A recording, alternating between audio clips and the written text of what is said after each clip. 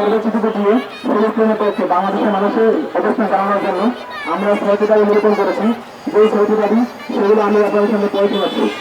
আমাদের প্রথম দাবি হচ্ছে অনতি বিলম্বে মার্কিন মদদে ফিলিস্তিনে যে গণহত্যা চলছে সেই গণহত্যা বন্ধে বাংলাদেশের পক্ষ থেকে রাষ্ট্রীয়ভাবে আহ্বান জানাতে হবে এবং বৈশ্বিক পরিমণ্ডলে ফিলিস্তিনের পক্ষে জনমত গঠন এবং কূটনৈতিক চাপ প্রয়োগ করতে হবে।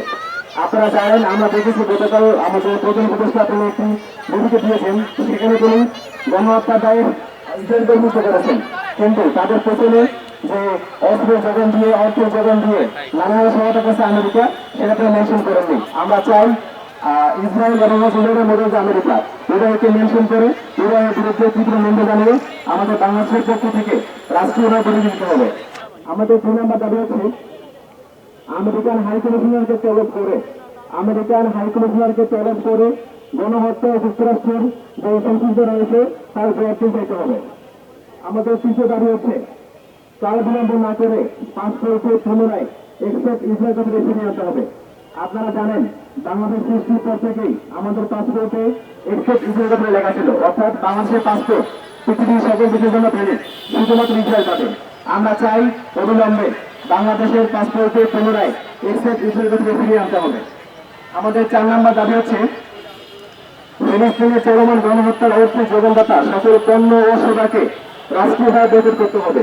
ফিলিস্তিনের চলমান গণহত্যা এর অর্থের যোগানদাতা সমস্ত পণ্য এবং ব্যবসায়িক সেবাকে বাংলাদেশের পক্ষ থেকে রাষ্ট্রীয়ভাবে বৈধ করতে হবে এবং তাদের দোষরদের সাথে রাষ্ট্রীয়ভাবে অর্থনৈতিক সম্পর্ক ছিন্ন করতে হবে। আমাদের 5 নম্বর দাবি হচ্ছে ব্রিটিশ আওয়ামী লীগ ইসরায়েল থেকে আড়ি পাতার যন্ত্র কেনা সহ অন্যান্য যে সকল গোপন চুক্তি করেছে সেগুলোকে শ্বেতপত্র আকারে প্রকাশ করতে হবে। আমাদের 5 নম্বর দাবি হচ্ছে আওয়ামী লীগ বিগত শাসনামলে ইসরায়েলের সাথে সমস্ত চুক্তিগুলো করেছে সেগুলো শ্বেতপত্র আকারে প্রকাশ করতে হবে। এবং আমাদের সর্বশেষ দাবি হচ্ছে, আপনারা জানেন ফিলিস্তিনের মতো করে বাংলাদেশের মাটিতে গণহত্যা চালিয়েছে আওয়ামী লীগ। বিগত 16 শাসনামলে পিলখানা, সাতলা, জোলাইতে সহ নানাভাবে গণহত্যা চালিয়েছে। আমরা চাই এই গণহত্যার দায়ে এই পুরো আওয়ামী লীগকে অবিলম্বে ঘোষণা করতে হবে। এখন হচ্ছে আমরা কিছুক্ষণের মধ্যে এখান থেকে আমাদের 6টি দাবি নিয়ে আমরা আমাদের বাংলাদেশের পররাষ্ট্র মন্ত্রণালয়ের ভূমিকা মার্চ করবো। ধন্যবাদ সবাইকে।